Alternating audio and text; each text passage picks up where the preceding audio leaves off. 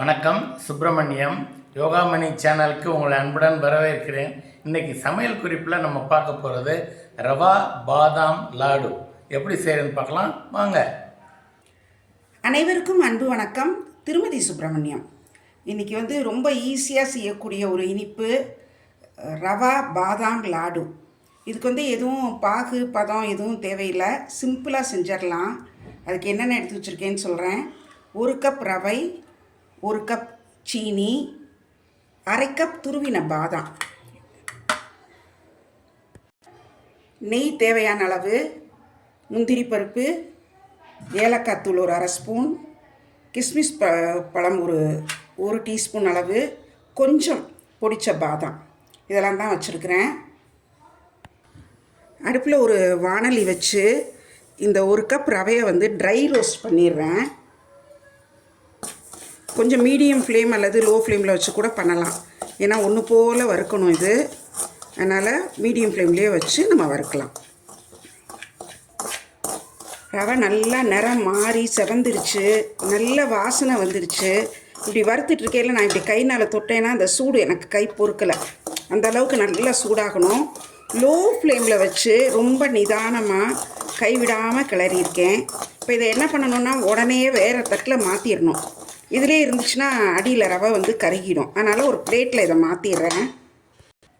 ரவை ஒரு பிளேட்டில் கொட்டி ஆற வச்சுருக்கிறேன். இது ஆறுறதுக்குள்ளே நம்ம இந்த முந்திரி பாதாம் இதெல்லாம் வறுத்தரலாம். அடுப்பில் ஒரு பேன் வச்சு 1 டேபிள் ஸ்பூன் நெய் ஊற்றிருக்கிறேன். இந்த நெய் காஞ்சிடுச்சு. முதல்ல இந்த முந்திரி கிஸ்மிஸ் பழத்தை வறுத்துக்கலாம். இது நல்லா பூரிச்சு வரட்டும். இதை ஒரு பாத்திரத்தில் மாற்றிடுறேன். அடுத்தது நம்ம இந்த பாதாம் முந்திரி அதெல்லாம் வறுத்துக்கலாம். இதே நெய்லேயே இந்த துருவி வச்சுருக்கேன் இல்லையா, அரை கப் பாதாம், இதை நல்லா போட்டு கிளறி விட்டுறேன். லோ ஃப்ளேமில் வச்சுருக்கிறேன். ஏன்னா ரொம்ப வறுப்பட்டால் ஒரு கசப்பு சுவை வந்துடக்கூடாது. அதனால தான் இதை நல்லா அந்த நெய்யில் சுட்ட நெய்லேயே நல்லா கிளறி விட்டுட்டு, இந்த முந்திரி பருப்பு என்கிட்ட இருக்கிறது ரோஸ்டடுங்கிறதுனால அதையும் இதில் போட்டு கிளறிடுறேன். இதையும் இந்த பாத்திரத்தில் மாற்றிக்கலாம். ரவையை ஆறுனதும் மிக்சியில் போட்டிருக்கிறேன். இப்போ இதை பவுடராக திரிச்சிட்டு வந்துடுறேன். 1 ஸ்பூன் தட்டின பாதாம் இருக்குது, இதையும் அந்த ரவையோடு போட்டு திரிச்சிட்றேன். பொடிச்ச ரவையை ஒரு பிளேட்டில் மாற்றிருக்கிறேன். இப்போ அதே மிக்சியில் இந்த எடுத்து வச்சுருக்கிற 1 கப் சுகரையும் பொடிச்சிடலாம்.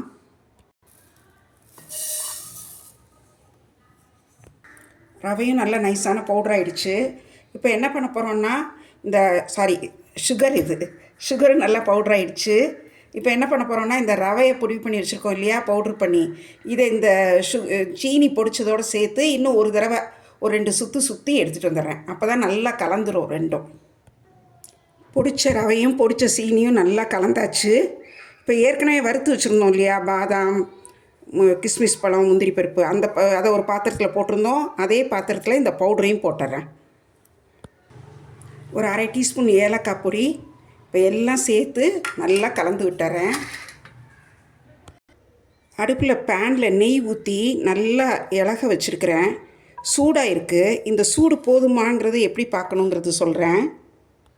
ஒரு கரண்டியில் எடுத்து இந்த மாவில் ஊற்றுனா நல்லா அப்படி சுறுசுறுன்னு வரணும். அது இன்னும் கூட சூடு வரணும். அப்போ தான் நமக்கு பிடிக்கிறப்போ அது உதிராமல் இருக்கும். இன்னும் ஒரு லோ ஃப்ளேமில் ஒரு அரை நிமிஷம் இது சுடட்டும். இந்த நெய்,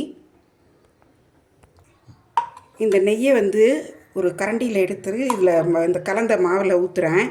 இதை நல்லா கலந்து விட்டு, முதல்ல கை சுடுங்கிற பயமாக இருந்ததுன்னா இந்த மாதிரி ஒரு ஃபோர்க் வச்சுட்டு கூட கொஞ்சம் கலந்து விடுங்க.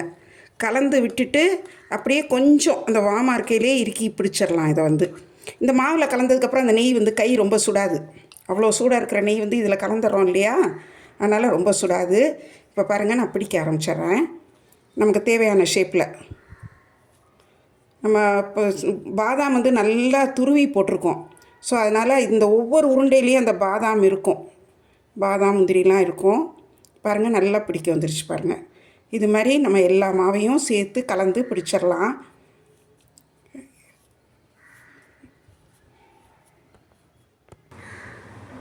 சூப்பரான டேஸ்ட்டில் ஈஸியாக பண்ணியாச்சு. ஒரு ஸ்வீட்டு, வளரும் குழந்தைகளுக்கு பாதாம் நெய் ரொம்ப ஹெல்த்தியாக இருக்கும். அவங்க ஸ்வீட் கேட்குறப்போ இந்த மாதிரி செய்து கொடுக்கலாம். ரொம்ப சிம்பிளாகவும் செய்திடலாம். செய்து பாருங்கள், எப்படி இருந்துச்சுன்னு சொல்லி உங்கள் ஃபீட்பேக் சொல்லுங்கள். இந்த வீடியோவை லைக் பண்ணுங்கள், ஷேர் பண்ணுங்கள், எங்கள் யோகாமணி சேனலுக்கு சப்ஸ்கிரைப் பண்ணுங்கள். நன்றி, வணக்கம்.